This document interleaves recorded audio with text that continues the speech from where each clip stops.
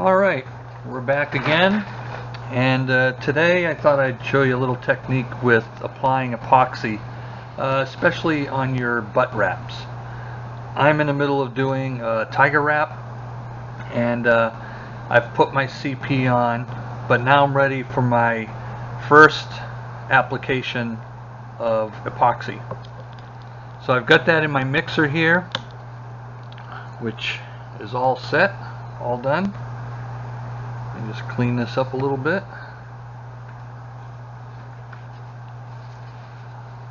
So what I'm essentially going to do is I'm going to brush on my epoxy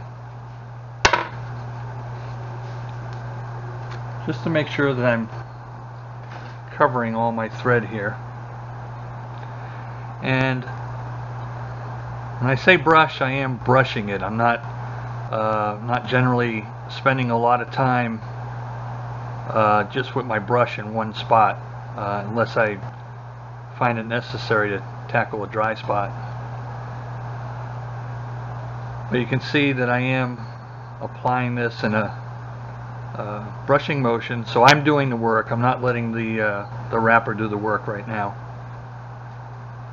And I'm not applying a lot of resin.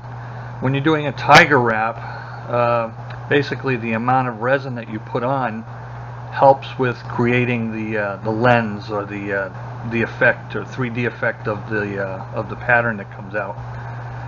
But you have to make sure that your thread is saturated well enough.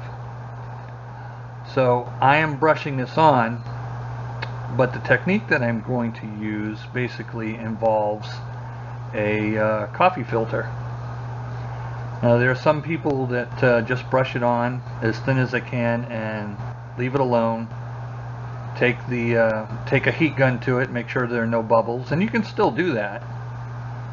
But what I'm going to do is just make sure that my thread is very well saturated, and to do that I'm going to use the coffee filter. So let me just finish doing this.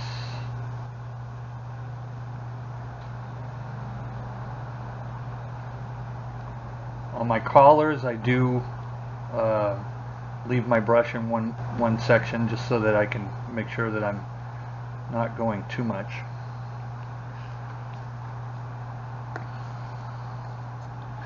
This is just a standard coffee filter.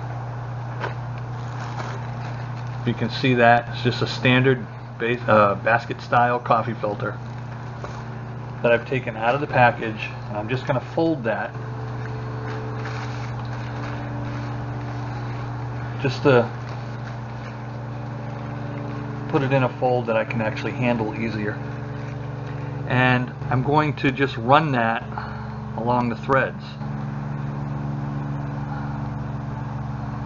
Now, the coffee filters are more or less dust free.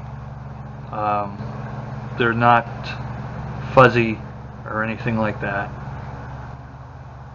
And I don't know if you'll be able to see a difference here or not. But basically I'm forcing the epoxy down into the thread. And I just continue the rest of the way down. This also helps with any micro bubbles that may develop.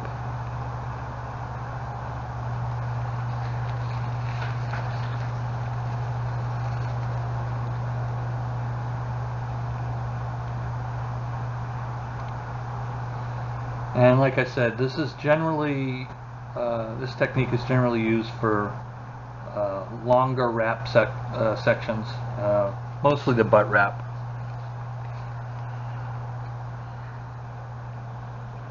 Now, I'm not taking the epoxy off. I'm basically just wiping it down to the thread.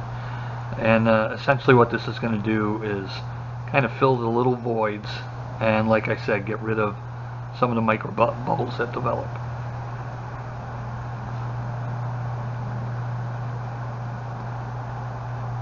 And that's pretty much it. You can come back with your heat gun if you want. You don't have to. I'm going to let this cure up for a few hours, and then I'm going to come back and actually put an application on top of that, let that cure, and then put another application on it. So this essentially is kind of a prep for the actual application of the epoxy. So I hope this helped a little bit with applying your resins. It's a technique that was shown to me quite a few years ago. I use it every so often, especially when I've got a lot of thread that I'm using, particularly in a Tiger Wrap. If you have any questions, feel free to get in touch with me. Thanks for watching Rods Gone Wild.